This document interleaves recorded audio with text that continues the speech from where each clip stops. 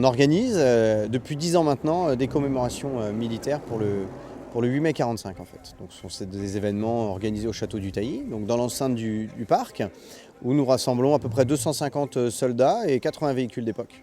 Le but est que chacun reconstitue différents campements et de vivre sur place comme à l'époque. Tous les participants sont vraiment fidèles à l'origine et très pointilleux sur les détails. Et donc certains seront plus attirés par le matériel médical, donc ça va être dans des infirmeries, des postes de secours. D'autres plus le matériel de transmission, d'autres postes de commandement, d'autres plus sur l'armement.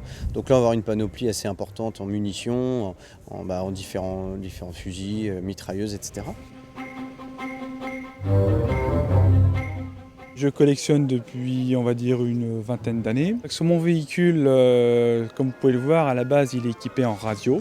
Ensuite, moi, volontairement, j'ai monté dessus un affût avec ce qu'on appelle une calibre 30. Et ce qui est encore plus rare à voir aujourd'hui, que j'ai réussi à trouver, à dénicher incessamment sous peu. C'est pour ça qu'aujourd'hui, j'ai voulu le mettre en valeur. C'est ce qu'on appelle la calibre 30 en version portative. Alors il faut savoir qu'elle a été utilisée très peu en Normandie, mais elle a quand même été utilisée. C'est pour ça qu'aujourd'hui je me suis permis de la mettre en valeur sur mon véhicule. Aujourd'hui c'est une pièce qui est difficilement trouvable. J'ai ouvert un musée dans l'enceinte du château donc en 2004. Un musée qui là, lui, est consacré à l'histoire locale. Donc c'est la fin de la bataille de Normandie dans la région. Malheureusement, une période trop souvent oubliée dans l'histoire. Donc il était important pour nous, justement, que cette trace du passé existe.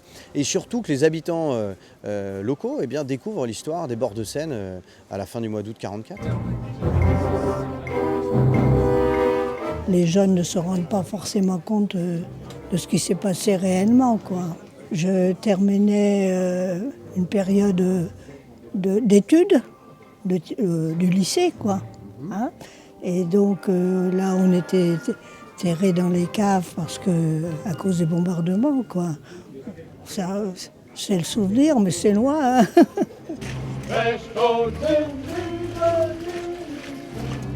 On fait des spectacles aussi, justement, au cours desquels les différents belligérants s'affrontent. Donc derrière, on fait des reconstitutions de scènes, de combats, de scènes historiques. Hein. On établit tout un scénario qui représente tantôt l'occupation, la bataille de Normandie, un lâcher de parachutistes, voilà. Et ça permet de voir aux gens tout ce matériel en fonctionnement.